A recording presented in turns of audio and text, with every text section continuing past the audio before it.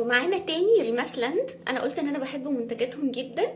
جبت حاجات، في حاجات جديده وفي حاجات مختلفه عن المره اللي فاتت، وفي حاجات بصوص بس مختلف.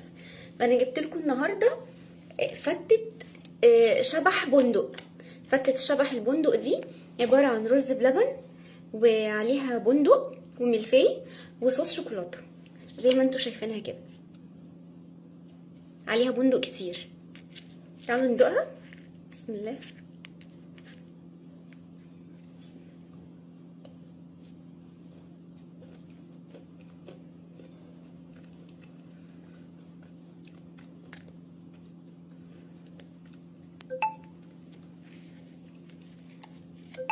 زي ما قلت لكم قبل كده، الميزه بتاعت الرز بلبن بتاعتهم ان السكر بتاعها هادي، والصوص اللي فوق هو اللي بيديها طعم. هي حلوه لذيذه. ما ينفعش طبعا اروح عند الناس ما اجيبش طاجن ام علي. طاجن ام علي ده اكتر حلويات شرقيه انا بحبها عامه يعني. لو رحت اي مكان لازم اطلب ام علي دي.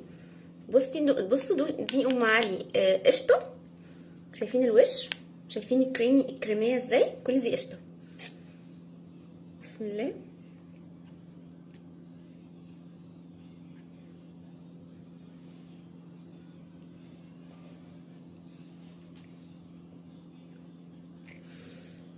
تحفه، حلو قوي.